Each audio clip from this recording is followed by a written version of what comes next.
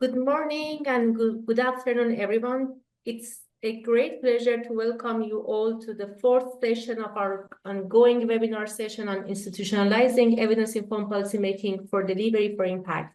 Since we began this series in February 2025, we have held monthly sessions that each highlight a key element of evidence-informed policymaking, which is at the core of improving decision-making for better health and development outcomes.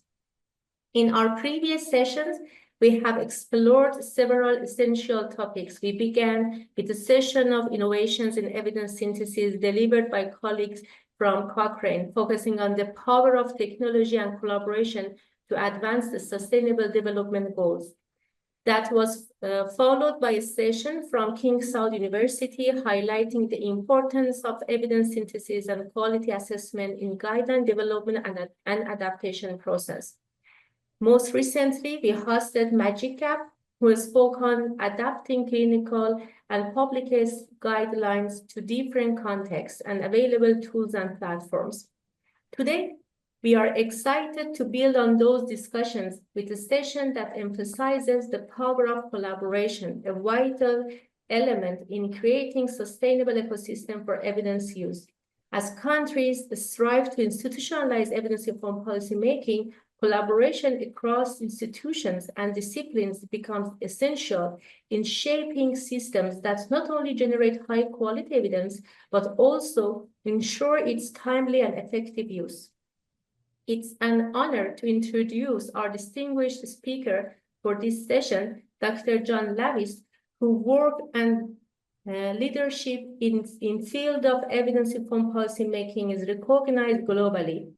Dr. Lavis supports efforts to address health and broader societal challenges by leveraging the best available research evidence alongside insights from citizens, professionals, and policymakers. He currently serves as Director of the McMaster Health Forum, Director of WHO Collaborating Center for Evidence-Informed Policy, co-lead of Rapid Improvement Support and Exchange, advisor to the Wellcome Trust on the Evidence Synthesis Infrastructure Collaborative, and he is a professor in the Department of Health Evidence and Impact at McMaster University. Dr. Lavis has also played leading roles in several landmark initiatives, including the Global Commission on Evidence to Address Societal Challenges and COVID End. Today's session, titled Harnessing the Power of Collaboration, the Role of the Evidence Synthesis Infrastructure Collaborative in Strengthening Evidence Use for Impact, will include 60 minutes presentation, followed by a 20 minutes question and answer session. And we will conclude with remarks from Dr. Arash Rashidian, who is the Director of Science, Information and Dissemination at the WHO Regional Office for Eastern Mediterranean, and he is leading the agenda for evidence-informed policymaking in the region. Just a few notes before we begin.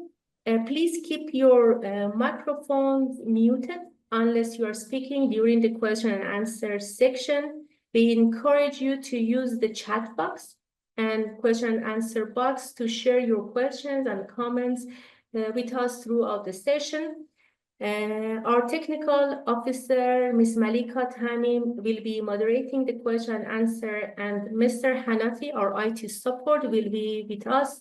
If you have any, experience any technical issues, just please inform him using the chat box. Thank you again for joining us.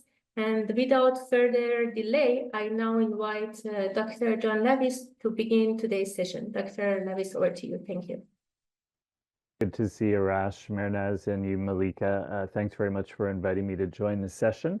I also see a number of familiar names in the participant list for today. When I looked over the speakers from the past and coming up, it would have made an incredibly interesting panel discussion. So it's unfortunate that we're each in our own respective sessions. But today what I'm going to be talking about is collaboration. And a lot of this work was spurred by COVID.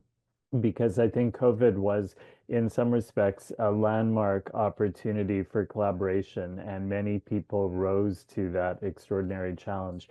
It was also a heartbreaking case of duplication and wasted effort, with many, many examples of a lack of collaboration really hindering our collective progress. And I'm going to walk through a couple of slides that introduce some efforts to consolidate and push for action based on the lessons from COVID, but transition to what I think is an opportunity for a landmark reorganization of how we approach collaboration in the space of evidence synthesis and support. And I'm going to be drawing your particular attention to something called the Evidence Synthesis Infrastructure Collaborative, which was launched at the UN General Assembly in September of last year, and which is in the middle, or actually maybe late stages, I should say, of a planning process that is spanning the months of January through June of this year. So without further ado, a couple of stories from the past. As Mernaz mentioned, I was involved in the Global Evidence Commission, as were many others. There were 25 commissioners drawn from around the world, from all categories of decision maker, everyone from government policymakers to citizen leaders. And over the years that the Evidence Commission existed, it, in addition to producing the original report with recommendations, it produced 3 updates. And those updates increasingly focused on 3 implementation priorities. When I look back at the work of the Global Evidence Commission, the one that got the most traction was the second implementation priority, enhancing and leveraging the global evidence architecture. And that's what I'm going to be talking about primarily today. But my passion, and the passion of, I think, at least a number of us on the webinar today, is with that first implementation priority, formalizing and strengthening evidence support systems at the country level. And then we work very closely with a number of citizen leaders and a number of citizen-serving and citizen-led non-governmental organizations who are very focused on trying to put evidence at the center of everyday life. This global evidence architecture can powerfully support both of these other implementation parties, which I'm going to be coming back to. So Global Evidence Commission stood up in March or April of 2021, so 1 year into the COVID pandemic, concluding then in March of 2025, 4 years later. A second development was the Show Me the Evidence consensus. And again, these are not the only drivers of the types of change we're seeing now. I'm just telling you about my particular windows onto some of the forces, but there were many, many other things happening concurrently.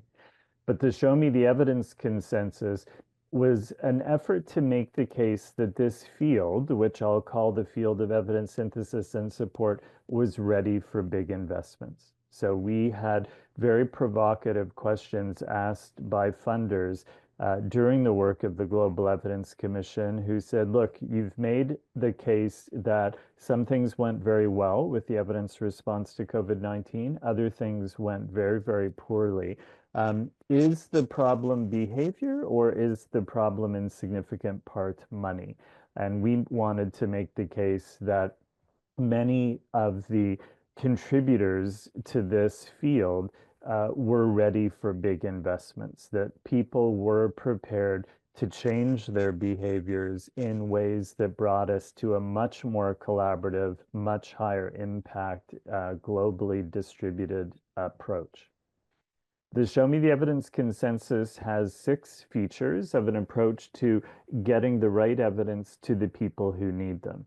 I'm going to focus today primarily on that second feature, harmonized efforts globally that make it easier to learn from others around the world.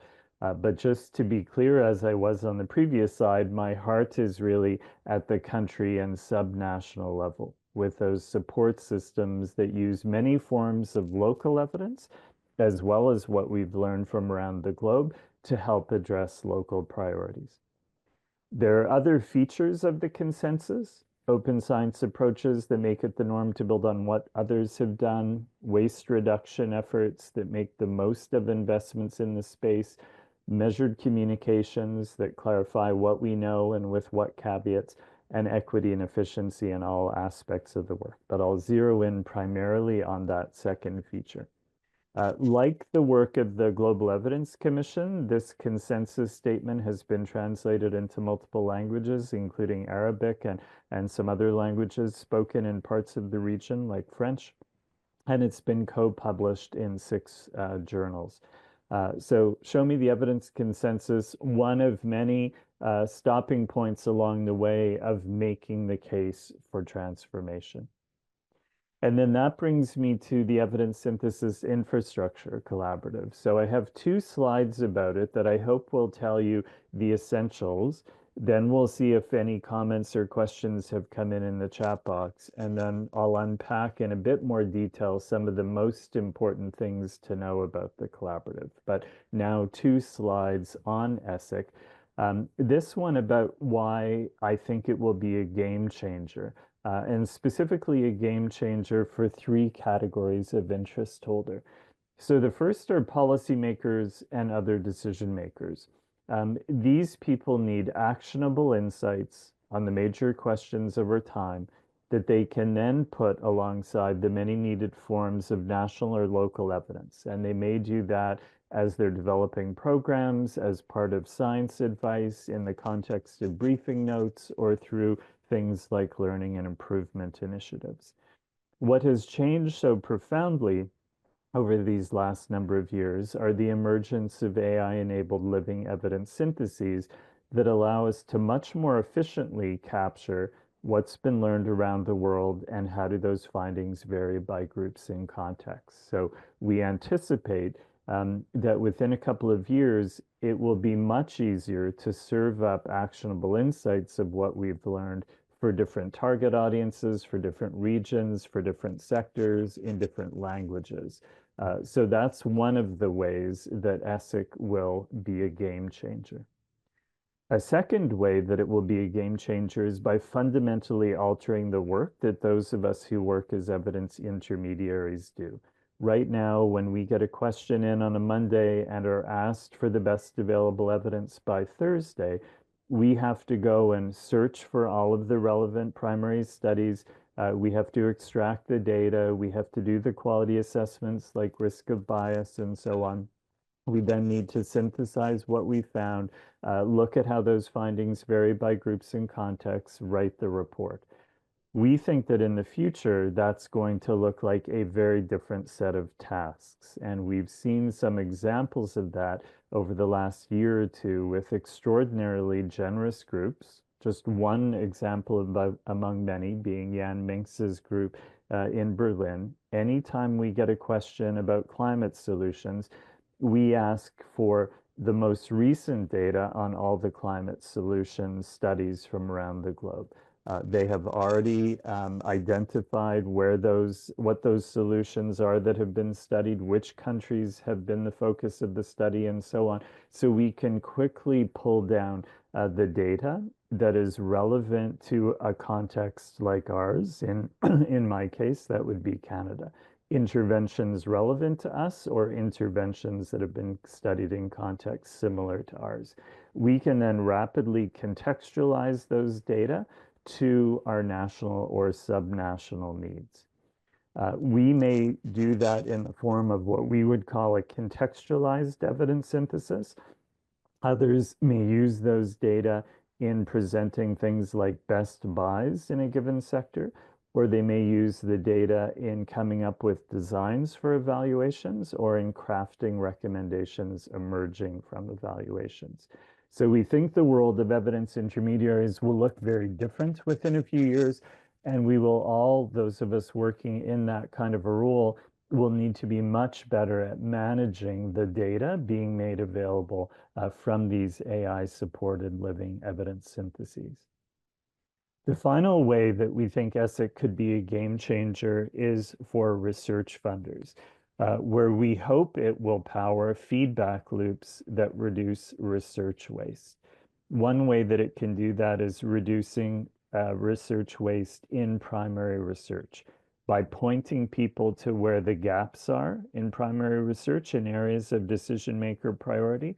Another way that it can provide feedback loops is about the design or methodological characteristics needed to add value in response. So we have a lot of primary research that is done that is not answering the big questions of our time, or that is not designed or carried out in ways that advance understanding of the topic at hand. The feedback loops can also reduce research waste in the field of evidence synthesis. This was one of the areas of heartbreaking wastes of time during COVID, with needless duplication, with almost every country in the world looking at the same studies, extracting the same data, often doing the same risk of bias assessment when they could have drawn on the work of others and produced a contextualized response based on data that had already been extracted or quality assessments that had already been extracted. Another way that research funders, we hope, will be able to use ESIC is by drawing on the data to support assessments of research impact. So if on all the big questions of our time, we have the data extracted from the primary studies, we have the risk of bias assessments, we can look at which studies tip the balance on questions like what works, or like questions about how or why something works, and then look to see who conducted that primary study and who funded it. To start to be much more transparent about which groups, which funders are the ones that are having that transformative impacts on our understanding. So those are three different categories of interest holder in ESIC that we think their work will be much easier and or done to an even higher standard with what ESIC will hopefully allow us to achieve. So if I move on to my final slide of the two on ESIC, before we check in whether there are any initial questions, I just want to update you on where we are with the ESIC planning process. So there have already been a number of commitments to make funding available in this space. One example being a commitment from the Wellcome Trust to provide £45 million in funding over the next 5 years. Very often what would happen after a commitment like that is the funder would convene a few people in a meeting room, often in a large northern capital like London or New York, and decide how to get the money out the door to groups who can operationalize that. ESIC has been a very different approach. The approach was to bring together more than 120 people from around the globe to participate in a planning process that began in January and will culminate in June. And the planning process has a number of different elements. So one element of it are 5 working groups, each addressing a different aspect of what we hope will eventually be the infrastructure that ESIC supports. Those 5 groups have delivered 3 reports to date, most recently report 3. So reports 1 and 2 were first unpacking all the contributors to the problem in a given area, and then zeroing in on the most problematic dimensions of them. And then report 3 and soon 4 will be moving into the solution space. Report 3 introducing the long list of potential solutions, and soon we'll be receiving report 4A, which is zeroing in on the high impact solutions, and 4B, the costed solutions. The 5 working groups, you'll see the sub-bullets here, address different aspects of what we need going forward. So one group addressing demand-side engagement. So this is about anticipating and responding to windows of opportunity and things like policy processes and better meeting user needs. The data sharing and reusing group, as I've alluded to before, is about extracting data and assessing quality once and using the data many times. Safe and responsible use of AI is about using AI tools for discrete tasks as performance metrics allow. So some of the examples of solutions coming out in this space, a living document that maps all the available AI tools, which tasks it can be used for, what its current performance metrics are. And the hope is that with extensions to reporting standards, that in future, anybody producing an evidence synthesis will have to document which tools they used for which tasks and what was known about the performance metrics at the time that the tool was used. Fourth dimension of this, methods and process innovation. So this is about making evidence synthesis radically more timely, relevant, and affordable. One example of this that I'll give you is in Canada, we have something called the Canadian Task Force on Preventive Healthcare. Every year, they would pick a couple of preventive services and comprehensively synthesize what's known and then move into a recommendations development process.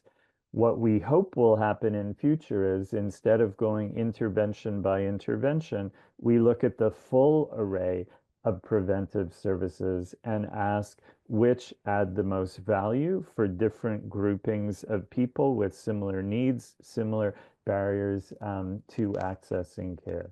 So what do the frail elderly need? What do middle-aged women need, for example? So an approach that looks at an extraordinary array of possible interventions to see whether they have an impact on a particular outcome or a particular subset of outcomes. The final domain is capacity sharing. One aspiration for ESIC is that it is enabling of a transition in leadership and execution to the global south. So the hope is that when funders go away and think about how to support action based on what I'm going to come to in a minute, the ESIC roadmap, a lot of those funds, a lot of the creative energies will become based in the global south. So those are the 5 working groups. So as I mentioned, they've delivered 2 reports on the problem. They've delivered 1, soon 2 on the solution set. More recently and alongside that process has been the engagement of a number of key categories of the interest holder. 12 different groups being engaged. I've grouped them into a smaller set here. One category of interest holder would be the multilaterals. So working with the Global SDG Synthesis Coalition, engaging 53 UN entities, also the multilateral development banks and the international financing partnerships. How could they shape ESIC and how will they ultimately use ESIC to change how they go about their work? Second category would be citizen-serving NGOs, the ones who, at least in part, are focused on putting evidence at the center of everyday life. How could ESIC be shaped to meet their needs? How could they be thinking about adjusting their work to make use of ESIC as it starts to come online? Third would be science advisors. So working with groups like the International Network for Government Science Advice and its Francophone equivalent, ARFIX, to ask how this can support the work of science advisors. The fourth category would be other types of intermediaries beyond science advisors, and I would put EMRO's NEDtP group here, EVIPNet more generally, many groups around the world who provide timely demand-driven evidence support. As I indicated on the last slide, this could be a game changer for how they undertake their work. Another category of interest holders, synthesis producers. So the heads of Campbell, Cochrane, and JBI came together to create the Building a Global Evidence Synthesis group that has periodically been engaging the evidence synthesis community, again in helping to shape where ESIC goes, but thinking about how this will transform how they approach their evidence synthesis work. And the final grouping or category of interest holders would be funders. And there are 4 distinct types of funders that are very interested in ESIC. Domestic funders of policies and program initiatives, development funders who work in the space of things like sustainable development, philanthropic funders, one example being the Wellcome Trust, but also research funders. There are 3 groupings of those funders that are being engaged. 30 plus funders have come together into an ESIC funders interest group to help again to shape ESIC, but also to be prepared to contribute funding as the ESIC roadmap gets finalized and clarity emerges about what needs to be funded. ESIC will be on the agenda of HEROES in June in a meeting in Seoul. HEROES stands for Heads of International Research Organizations. These are all the major research funders, many of whom are very interested in, again, shaping ESIC and thinking about how they will use it. And a final group is EVALNet, which are a group of evaluators supporting development assistance funders like the Foreign Commonwealth and Development Office in the UK. Again, very interested in shaping and thinking about how they will benefit from ESIC. One group that I'll just zero in on in particular, Global SDG Synthesis Coalition. They've been supporting an aligned engagement process across the entire United Nations and have produced a couple of outputs that are now available. A prioritization process, but also a Pathways to Impact playbook for how impact happens across the UN system with things like evidence synthesis. Third part of the ESIC planning process is the ESIC roadmap writing team. So a team of 3 are currently drafting the ESIC roadmap based on all of these other inputs. They are making available interim parts of the ESIC roadmap as they draft them. They're using the principle work in the open. It makes things better. And the draft ESIC roadmap will be released on the 13th of June in English, but also in a number of other languages, including Arabic on the 16th of June. Fourth and critical piece of the ESIC planning process is the Cape Town Consensus meeting, which will take place from the 24th to the 26th of June. This will bring together the roughly 120 people who've been involved in the planning process to date. It will also bring together about 70 other people who are new to the planning process, but are drawn from these different categories of interest holders. This will give us a chance to stress test and refine the thinking in the roadmap. And then the funders will disappear, have conversations as a group and in subsets to work through who funds what and how. But regardless of the significant amounts of funding flowing into this space as a result of this, we also think that many of us will be transforming our work based on the direction that ESIC is moving. So even for those of us who will never apply for or receive these funds, ESIC, we think, will inform how we approach our work in the future. So that's where we are with the ESIC planning process. So just a reminder, if I go back a few slides, and then I'll check to see if there's any questions or comments before I unpack some of these issues in more detail. The Global Evidence Commission, learning from what went well, what went poorly during the COVID evidence response, 3 implementation priorities. I'm focusing here most on that second one, the global evidence architecture.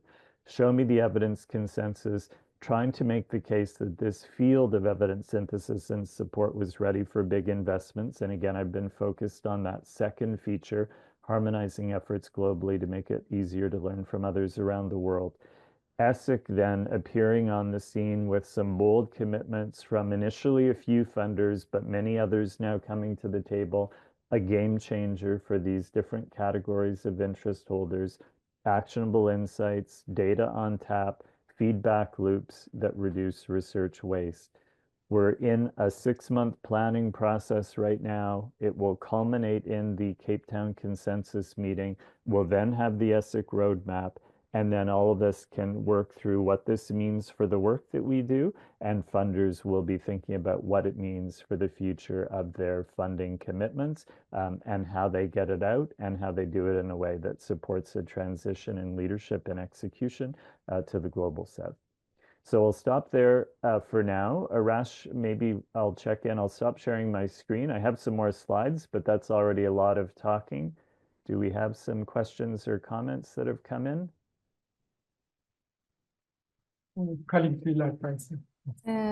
We have one question in the Q&A box from Fauzia H. Jaffer from Yemen.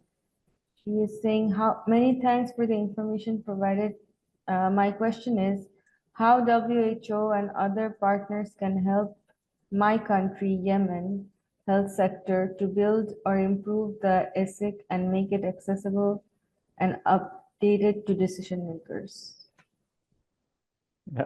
Tough question, but I think that we do have people like Arash who are part of the ESIC planning process and who have been invited to Cape Town and who can be a voice for countries like Yemen to shape ESIC to meet their needs. I think people like Arash are very attuned to country needs and can make sure that those voices are heard. So that would be one very important way. But the second thing is that once the roadmap is created, there are going to be many, many opportunities to influence how the funding flows and so on, and what those next steps look like logically makes sense to happen at the regional level and to some extent at the country level. So regional groupings like EMRO, the Eastern Mediterranean Regional Office, are very well positioned to help to shape what this looks like in future.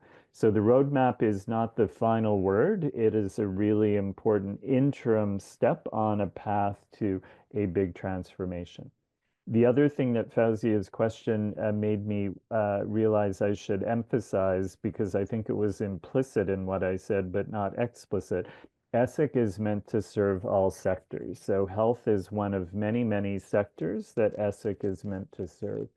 But in a world where we're very attentive to the social determinants of health, very aware of how humanitarian crises touch on health, but also many other things, it makes sense that we take a much more cross-sectoral lens to how we think about synthesizing evidence and using it in timely, demand-driven evidence support. So we absolutely, Fauzia, want to make sure that evidence helps to drive health system strengthening, health system responses to humanitarian crises, but this will also be about the many other dimensions of how we make life better for people and how we respond to humanitarian crises. Arash, I jumped in there, even though this is really your turf, about how WHO can add significant value here. Do you want to add anything to what I've said? Many thanks, Sean. And I mean, the good thing is also we have Mehnaz and Malika with us who are sort of supporting countries of the region.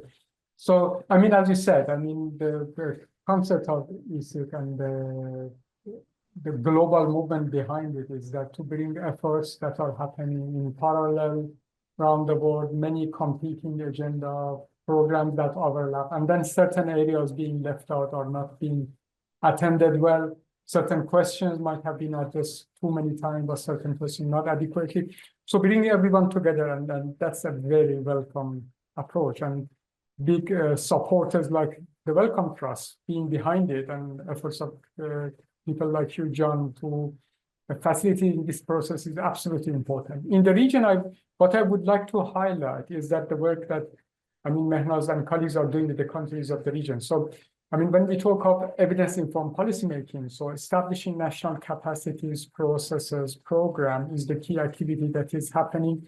And that's based on a regional decision. I mean, the regional resolution that we had on enhancing national capacities.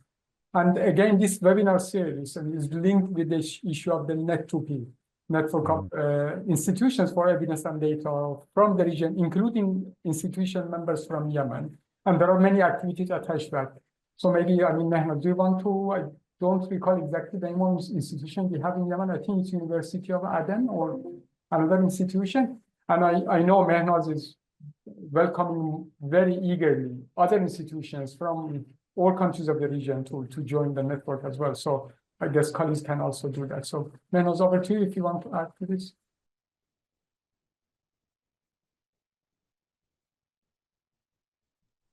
Thank you so much, Dr. Arash. Thank you, and Dr. John, for the very excellent and informative and exciting session. I mean, it was very nice to explain about this initiative on ESIC. And I was thinking that, you know, I mean, it's going to bring a new chapter. I mean, for the future evidence synthesis globally. It's not about, you know, only to be nationally, regionally. So it's about the global evidence synthesis and having living evidence, which is very timely to have living evidence, having living data, timely data.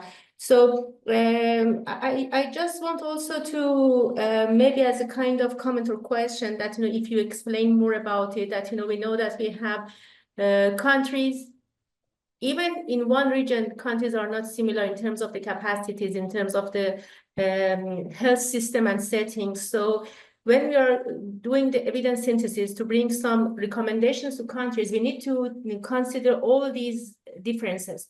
So if you can explain a bit, because I see that we have participants from different countries, from our region, of course, and also other regions as well. So if you can explain a bit more that how this initiative is going to address all these differences with different capacities and different contexts. Thank you so much. Over to you. Absolutely. So, and I have some slides coming up that will speak to this in part, but no initiative can solve all problems. So this initiative is particularly focused on making it easier to learn from other countries dealing with similar challenges to your own. So how do we rapidly contextualize insights, let's say from other countries who have gone through a humanitarian crisis, insights that would be relevant to a particular country? So we're always going to need those local evidence intermediaries, whether they're sitting in a WHO country office or part of a UN country team or any university running a timely demand-driven evidence support system, to hear the question that needs answering, to rapidly pull together relevant forms of local evidence and other insights. And this is a mechanism to make it easier to learn from other similar contexts, to introduce new insights to complement those local insights, which is why I think I come back to the fact that EMRO's NEDtP initiative is so critical. That is in part that mechanism to bring those local forms of evidence alongside the global evidence, and ESIC will help to power that. As I mentioned also, the Global Evidence Commission had 3 implementation priorities, but that first one is about how do we set up those local evidence support systems. So whether you're in Yemen or you're in Syria or you're in another country, how do we support countries to have that ability to pull together the right mix of forms of evidence when questions emerge? And again, ESIC can only do so much, but its focus is how do we bring in insights from other similar contexts that would help conversations. And then to the question that came in from Talayom about Syria, one of the hopes is that we'll become much better at bringing in insights from other similar contexts. So that's where other countries going through similar humanitarian crises, if there is evidence about how they have addressed particular problems, that's the evidence that would then be brought alongside the local evidence from Syria. I have a slide coming up that talks about priority setting. So the Global SDG Synthesis Coalition has been thinking a lot about how do we set priorities. One way to set priorities is they emerge from the UN country team, or for health priorities, they emerge from the WHO country office. But another center of gravity is the humanitarian assistance team, the UN assistance team that sits in a country.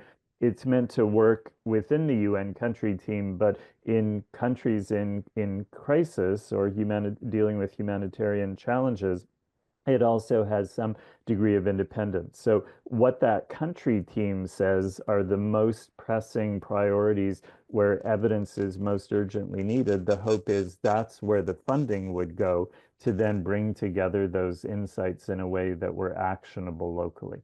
So again, ESIC won't solve all problems, but it hopefully will solve some problems, particularly that issue of how do we learn from other countries dealing with similar challenges and add that to evidence from our own context. So as I mentioned before, I have a few more slides to unpack some issues. I just wanted to take a bit of a breather to allow people to ask some initial questions. But Arash, if it's okay, maybe I'll go on to some of the other slides. Would that be okay? If I can say one Yes. sentence. So just to not to keep sort of coming back to it later on. And I think that's a great idea that you brought the discussion. On Syria in particular, what I want to highlight, again, related to that agenda, there has been a sort of ongoing program with the Ministry of Health and the centers, academic centers under the Ministry of Health on enhancing national capacity. In fact, actually, there was some capacity building events that WHO supported recently in the country, and there have been some cases developed based on that. And again, my colleagues will be more than happy. I mean, I see the question of Talarian and sort of to share those details. And if you are not linked with that agenda, to link you with colleagues in the sort of relevant centers in Syria, so that, I mean, that can be taken forward further. Super. Thank you very much, Arash. So let me jump back to a few more slides, and then we'll open it up again for questions or comments. So this is just some definitions. So for those of you who may not be used to the term evidence synthesis, so this is a process of identifying, selecting, appraising, and synthesizing the findings from all studies or evaluations that have addressed the same question to arrive at an overall understanding of what is known. But for most of us, the questions that we are asked to address are not questions that give a definitive answer. This works for all people in all contexts. Very often, the findings will vary by groups and they will vary by context, which is why we think it's so critical that we have this ability to ask the question, not just what do we know, but what do we know from other contexts similar to ours, and put that evidence alongside the many needed forms of local evidence. Then more recently, there's been this emergence of the idea of living evidence syntheses. So a synthesis that is updated as the evidence, issue, and context evolves. So as the evidence evolves, it's supported by continuous evidence surveillance, so that if a new study emerges from a similar context, it would be rapidly added and the conclusions updated. But also, as the issue and the context evolve, then decision makers or the evidence intermediaries working with them may say, we need to adjust the question. We may still look at the same studies, but now we're focused on different types of data presented in those studies, or we may adjust the types of studies that we are looking at. So we think living evidence synthesis, a relatively new approach with continuous updating, really lends itself well to fast-moving policy and program development processes where the evidence may be evolving quickly, but very importantly, the issue and the context are evolving quickly. Then a second point to really emphasize is ESIC is not about creating a single infrastructure that will sit in one place. This will always be a distributed infrastructure, distributed around the globe. Our hope is there will be many nodes of this infrastructure in the Eastern Mediterranean region.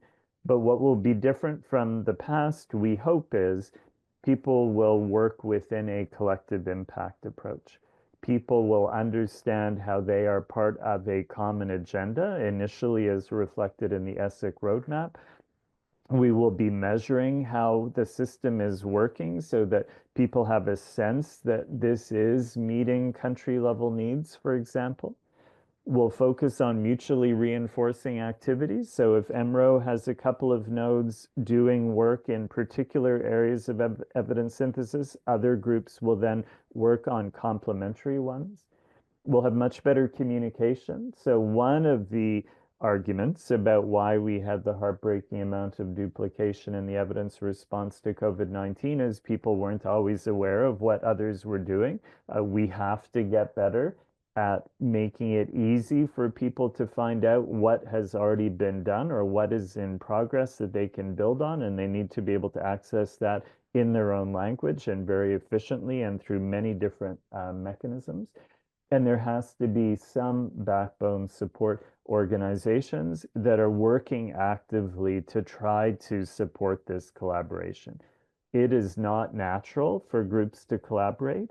We continue after COVID to see really great groups continuing to go their own way, not working as part of an enterprise that celebrates one another's work, builds on it, but also has their own work properly acknowledged and built upon by others. We need some groups that are providing support to have this collaboration become much more of a reality. So not a single infrastructure, distributed infrastructure, and the hope very much is with a number of pieces of the infrastructure in the Eastern Mediterranean, just as it will be in other regions like the Americas, Africa, and so on. A bit more about the planning process. Some of you may have heard about a double diamond approach where you first unpack the problem, you think broadly about the many dimensions of the problem, then scope the problem more precisely. Similarly, you then move on to the solution, the second diamond, where you think broadly about solutions, then zero in on the ones where we can make the biggest impact. And that is where the ESIC planning process is right now. What are the solutions that would yield the biggest impacts, particularly at the country level? Simultaneously, I mentioned there's an ESIC roadmap writing team crafting a roughly 30-page document that will lay out this roadmap for the future.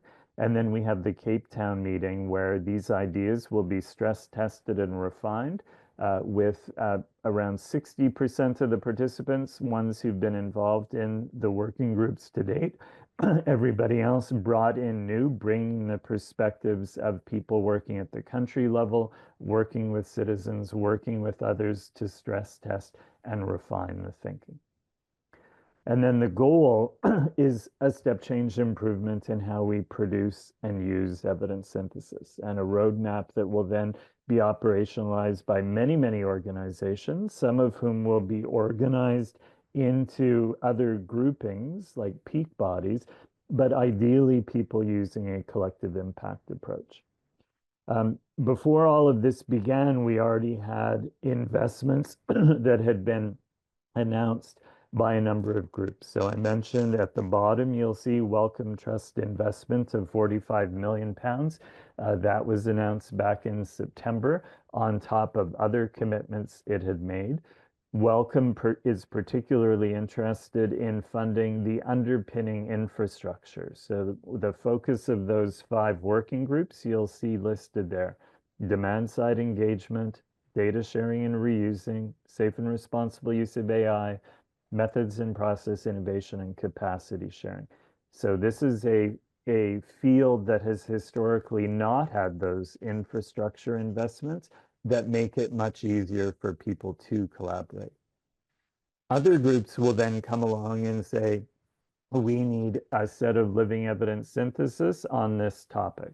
I gave you the example before, all the preventive services that should be offered, or all of the services that need to be offered at a particular stage in a humanitarian crisis. But they will be able now to leverage this infrastructure that is available. So the cost of these living evidence syntheses should be dramatically lower because of the available infrastructure. Other funders may then fund ways of serving up actionable insights that can be immediately reviewed within minutes by policymakers. They could take a sectoral approach, a regional approach like focused on EMRO, or a language approach focused on Arabic, French, or other languages. And then evidence can be served up in different ways. So in education, for example, one group serves up the evidence by best buys, another serves it up by broad approach, a third serves it up by branded program. So we anticipate that there will be many, many hundreds of millions of pounds of investment coming into this space to support this step change improvement. So some commitments already made, like for the infrastructure investment. Others, like the UKRI investment, should be announced by September in terms of what that will look like. Others have yet to be made, but will be getting discussed at the Heroes meeting in June through the funders interest group that is bringing together 30 plus funders from around the globe. This is the slide that I referred to. I think it's the second to last one that I have about priority setting. How do you set priorities for where we need these living evidence syntheses? So the UN system, through their independent evaluation offices, currently tries to, if you look at the first row of the table, identify shared needs across independent evaluation offices, so those 53 UN agencies, and it does it at the level of the SDG pillars. So the planet pillar, health falls within the people pillar. Currently, it's operating at a very, very small scale. ESIC would allow it to dramatically scale up the meeting of those shared needs across the UN agencies. But the other two ways that we can do much better with priority setting is by responding to windows of opportunity. Sometimes they're emergent. A rash finds out that there is a major event coming up in Yemen or in the region in 2 weeks, and we urgently need to stand up the first draft of a living evidence synthesis. Others are more predictable.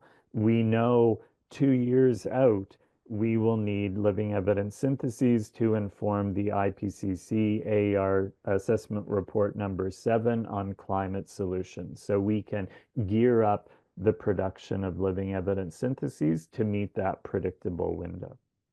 And those windows can happen in 2 ways. They can happen through intergovernmental processes where countries in the regions or countries globally come together to work through a particular issue together. Or they can come at the level of countries.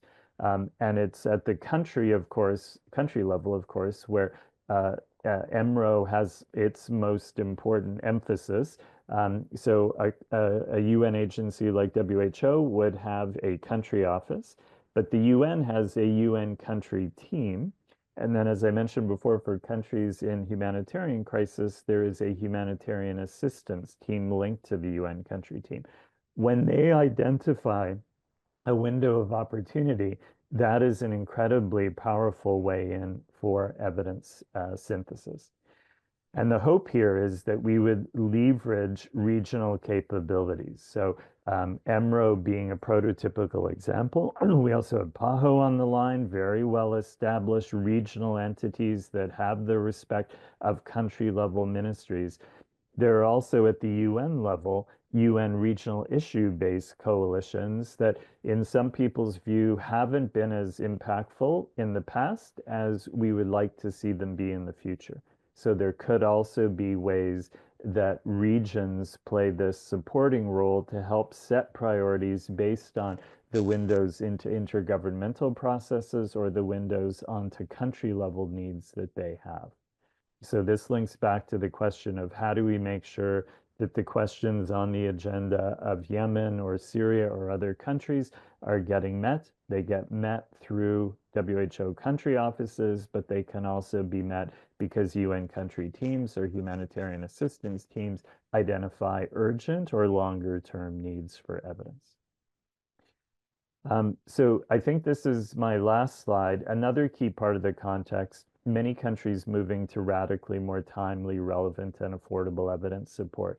And some of you may have views about this because I think we're at a critical juncture in this space. Either we get better at doing this, and NEDtP is a critical mover in the Eastern Mediterranean in making this transition happen, or we end up with the alternatives. The alternative for many decades has been expert opinion. The difficulty, in my view, with expert opinion, it's often a mix of one person's opinion, one person's own research, one person's take on others' research. And we sometimes have the group equivalent of this, which some of us call GOBSAC, good old boys sitting around the table, has the same challenges. So if we don't become better at responding to question in days and weeks, expert opinion is going to continue to be the dominant way in for any kind of research evidence. But the big alternative that has emerged, of course, are things like ChatGPT. But ChatGPT requires great training data sets, it requires great prompts, and it ideally is set loose on what some people call walled gardens, databases where the relevant forms of higher quality evidence are specifically made available. So again, if we don't get better at human in the loop, timely demand-driven evidence support, what I'm describing at the top, a lot of people will just continue to resort exclusively to things like ChatGPT that aren't powered by some of these mechanisms like ESIC. But NEDtP, VIPNet more generally, others very focused on ultra-rapid evidence support that draws on existing evidence. So that's bringing together the many forms of local evidence.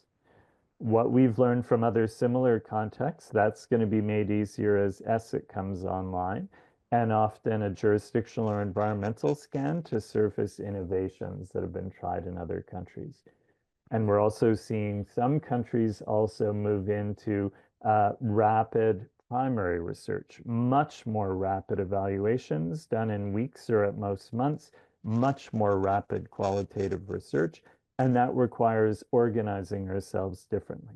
Just like the platform trialists organized themselves differently during COVID, we can do this in the space of primary research.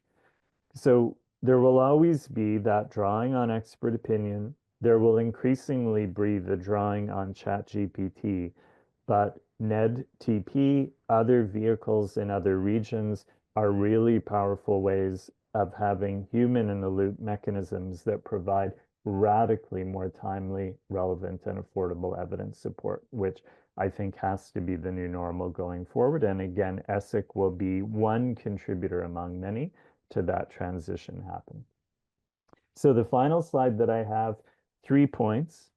These are incredibly exciting times for those of us engaged in providing timely, demand-driven evidence synthesis and support. Second, we think that if all of you are contributing to shaping ESIC, thinking about how you will use it, ESIC has the potential to transform how we learn from other countries and put those insights alongside the many needed forms of local evidence, but we need to start preparing now. What my job as an evidence intermediary looks like a year from now, I think is going to be radically different from what it looks like today. So ESIC is focused on creating a step change improvement in how we produce and use evidence syntheses, particularly these AI-enabled living evidence syntheses as a key input into these country-level activities. And the final message is this is a time to shape ESIC's trajectory. You can do that through some of the people who are on the line, like Arash, who is part of a planning group will be in Cape Town. Others like Lisa Askey, who's part of the adjudication panel for ESIC, will also be in Cape Town. And NEDtP and EMRO will be key, I think, to ensuring you equitably contribute to and benefit from it. So we need to make sure that the voices of people like Arash and many others from the region are helping to shape this future and are helping to think about how it will change what happens on the ground at the country level to bring best evidence to bear when it's urgently needed to help address health and broader societal challenges. So those are the main messages. Really exciting times. This could transform how many of us do our work. And there's a real window of opportunity now to shape what this looks like and to be preparing for how it will change the way that we approach our work. So that's it for the slides. Arash, Mehrnaz, Malika, I'll turn it back to you to see if there's any other questions or comments. Yeah, we have one question on chat, on the Yep. question and answer box. Malika, please. Yeah, the question is from Fauzia again. She's Yep. saying, considering the variations between countries related to peace, income, and health indicators, how evidence synthesis can be measured and reliable? Well, I think that, to me, those are slightly different issues. I think evidence syntheses can be made reliable by following systematic and transparent methods. But to me, the real answer to the question is we need to increasingly ask the question, what have we learned and how do those findings vary by groups and contexts? For the very reason that Fauzi is saying, countries are in very different places, and the types of insights that we may draw from Canada would be very different from the insights you might draw from a country like Lebanon. So how do we help countries see that variation in the findings so that things they can pull on the insights that are more relevant to countries with similar income, health indicators, and so on. It doesn't mean that we can't learn from everybody, but we need to be much better at saying, what have we learned in general, and how do those findings vary by groups and contexts, so that people can then decide, are those findings likely relevant to us, and how do we put those findings alongside evidence from our own environment? So I hope that answered the question. To me, reliability is about using systematic and transparent approaches, but what really matters is we need to ask the question differently, not just what have we learned, but how does what we learn vary by groups and contexts? We have another question in the chat box from Dr. Ludovic Reves. He's asking, with the rapid uptake of AI tools in research policy and practice, including in evidence synthesis, are we in danger of embracing these technologies faster than the supporting evidence warrants? How do we ensure responsible, evidence-informed integration of AI into evidence use systems? Great. So, the three things that I hear the AI working group talk about that I'm the most excited in this space, because I share Ludovic's concern, are, so first, we need a living document with all of the AI tools mapped against which tasks they can help with, and then with their current performance metrics, so that we can make informed decisions. So if we are considering AI tool number one, for study identification, what are its performance metrics? Do we have reason to believe it can be used safely and responsibly? That would be hugely helpful. Second thing I hear them talking about is an extension to reporting standards. How do you adjust reporting standards for syntheses, but also for primary studies where appropriate, to say, here is what we need you to report on in terms of your use of AI. In the case of evidence synthesis, which tasks did you use it in? What was known about its performance metrics at the time that you used it? And the third way that we can move forward is by having living guidance for the use of AI in evidence synthesis. There's currently one group maintaining that kind of living guidelines. It's called the RAISE guidance for the use of AI in evidence synthesis. Whether that becomes the dominant guidance, I don't know, but for now it's the main one that's available. I would hope that everybody is periodically looking at that and asking the question, are we adhering to the current best guidance about using AI in evidence synthesis? So I think Ludovic is right. We're all, so many groups are bringing in these different tools without being supported with that living document to know what the performance metrics are. Without that reporting standards that requires them to report out on what tools they used and with what performance metrics. And finally, a lot of people aren't aware of and or aren't using the guidance about how to do this in a way that's safely and responsible. So very open to other ideas about what this looks like. Those are just three examples of what I'm hearing the AI working group talking about that I think will move us forward significantly in terms of safely and responsibly using AI in this work. Arash? Yeah, just wanted to add, I mean, sort of, obviously, I mean, the question is a very important one, and I totally agree, John, with whatever you highlighted.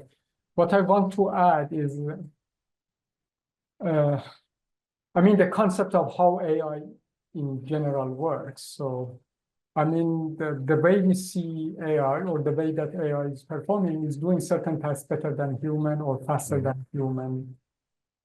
By that is actually prone to also many errors that humans make, especially as AI learns from previous questions, learns from interaction. It's like, so it can be biased easily, it can be misinformed, and it can be misinformed.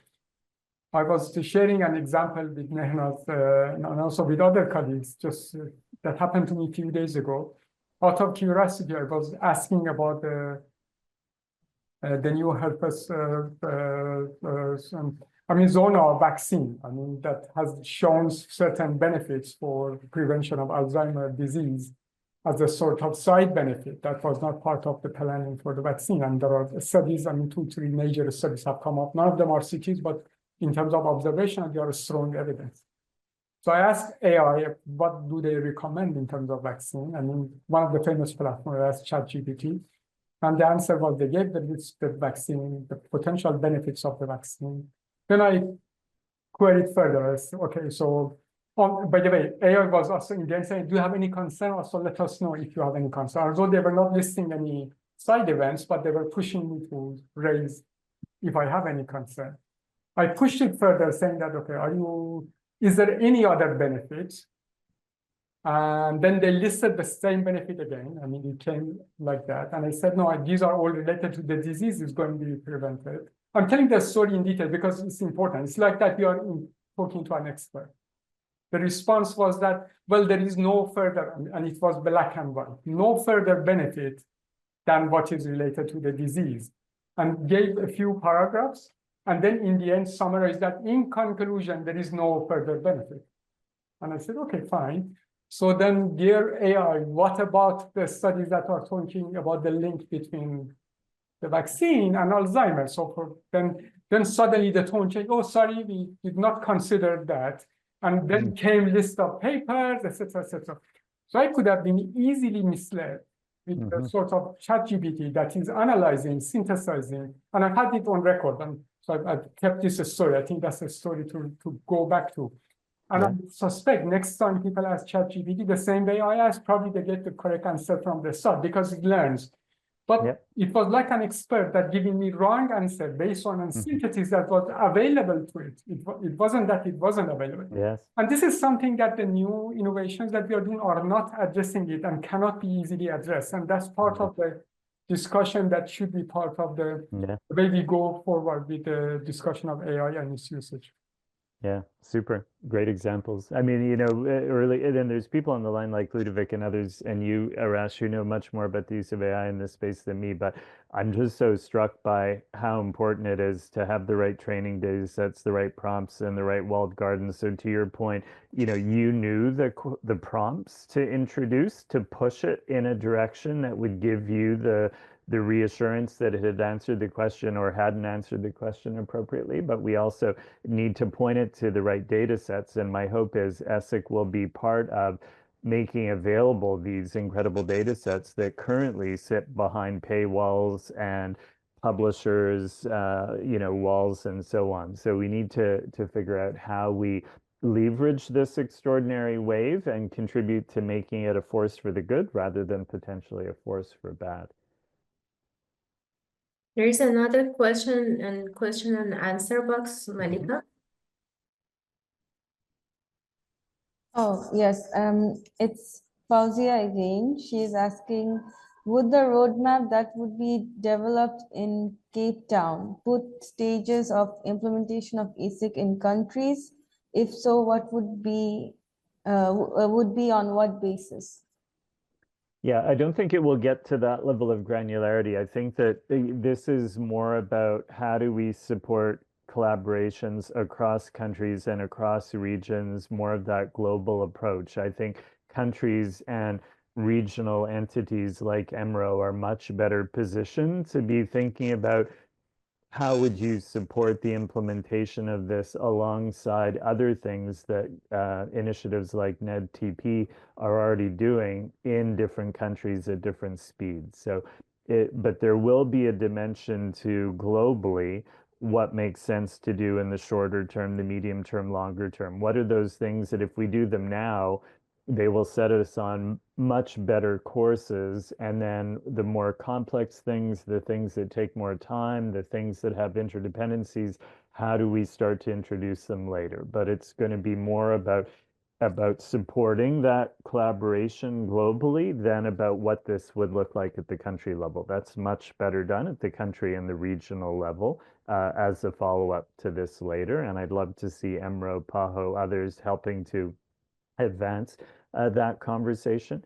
And, you know, I often talk about many forms of evidence, many forms of local evidence, and then this global evidence. But, you know, another way that ESIC will, I hope, transform how we do work is it will transform health technology assessment work. It will transform guidance work, because a lot of the synthesis will be done, and now we can focus on some of the other dimensions of a technology assessment, or the rapid recommendation development process, or recommendation adaptation process that needs to be done to have locally applicable technology assessment and locally applicable guidelines. So it will also have ripple effects there. But again, I think that the PAHOs, EMROs of the region are much better positioned to support country-level conversations about how do we start to introduce these new approaches alongside our existing ways of doing things. Dr. John, I also want to ask two questions. One of them is, as you mentioned, also is very important that the countries to adapt those global evidence, those global recommendations to national context. So the question here is, how much is important to have local valid data for this initiative to make your own adapted recommendations? So if you can explain a bit more about how much is important, how do you think that countries needs to enhance this capacity as a kind of integrated data, having it accurate and on time? And the second one is, I also want to hear from you if there is any plan to go one step forward. I mean, to then after having this evidence synthesis, when we apply those evidence, what is the impact? Do you have any plan to go for measuring those impacts and to doing any kind of monitoring and evaluation? Thank you. Yeah, so let me answer the questions in reverse order. So yes, there is currently a theory of change being developed that will allow over time ESIC to be monitoring its processes, its outputs, its outcomes, and its impact, and learning from that. Because the reason why 99% of the people who are participating in the planning process to date are there, it's because of that potential for impact. And the Cape Town Consensus Meeting has impact in the title. So that makes it incumbent on us to be learning about what is achieving the impacts on the ground and what is not. And then we need to double down on the things that are having the impacts and move away from the things that aren't yielding them. So I think we have to be very open to learning as we do this. And then, sorry, your first question, I should have answered them in order. Your first question was... The data, local data. Yes. So, my view is you need many forms of local evidence, and you need insights from other jurisdictions in order to make really good policy or develop really high impact programs.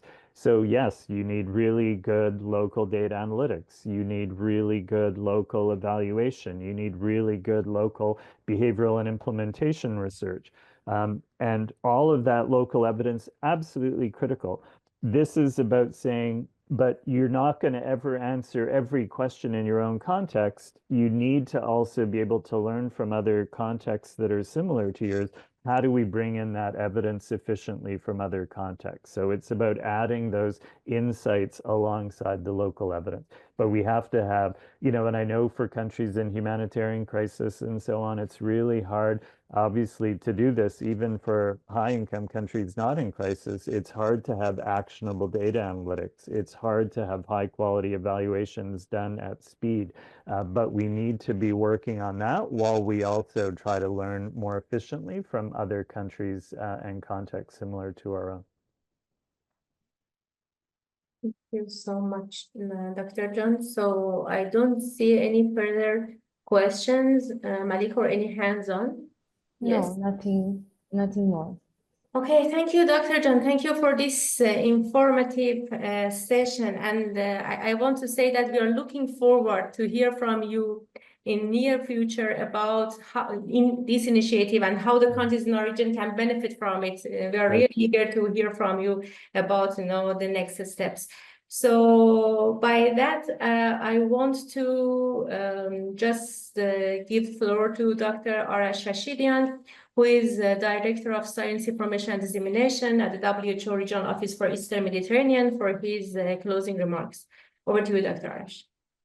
Many thanks indeed, Dr. Mehnaz and Malika, and many thanks, John, for the excellent presentation. I mean, as usual, we are grateful that you accepted the invitation, being with us. I mean, what I want to highlight, given that it's a NEDtP meeting that you are sort of speaking at and we've been together in this webinar, is that so John is also a friend of the region. I mean, he's been involved with initiatives in several countries of the region, in Lebanon, in Oman, in Iran, I think in Iraq, if I remember correctly, in Egypt, and probably even more that I may not I need to take it a bit more carefully.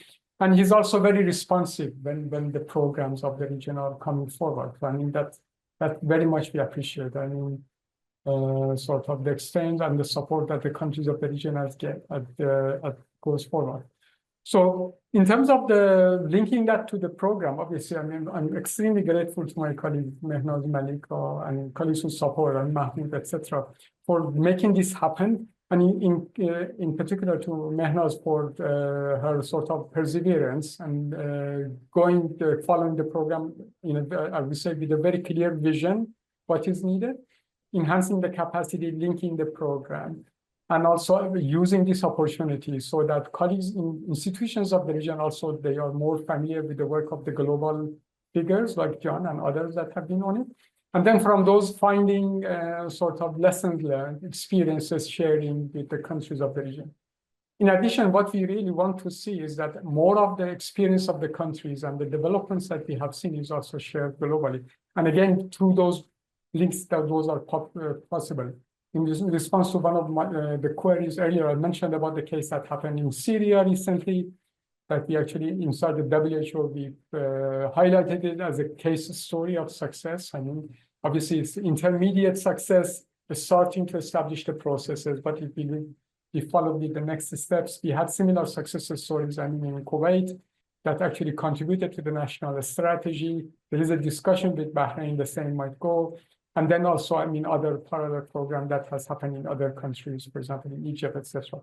I see colleagues, for example, Zakaria, I think I saw his name with us on the, and again in Morocco, I mean, the work WHO doing with Mohammed VI University, again, another processes. And obviously the other countries of the region with longer term processes like what we have in Lebanon or in Iran that are very well known, and I refer to Oman as well. So all in all, I mean, for us is not about sort of this evidence synthesis or that one. Obviously, each one of them are important, and each program, each answer is given is important. It's about the system, the process, so that decision makers know that they need to go for evidence, know how to do it, and do it in a way that they don't waste resources, waste time, and get to an efficient answer, and how the system can take that forward. I mean, we discussed the AI in a lot of, I mean, details, which was important. I mean, John, you gave it a detailed attention, and I'm really grateful for that. But I would like to link it with the program that, again, Mehnaz and Malik are following now. I mean, testing certain platforms for using AI for sort of giving quicker answers that can be relied upon for evidence synthesis related to very clear policy questions. Yep. Plenty of challenges colleagues are facing. I mean, it's a lot of back and forth. And the main aim is to make it quicker and also less demanding on people who are not expert on the process.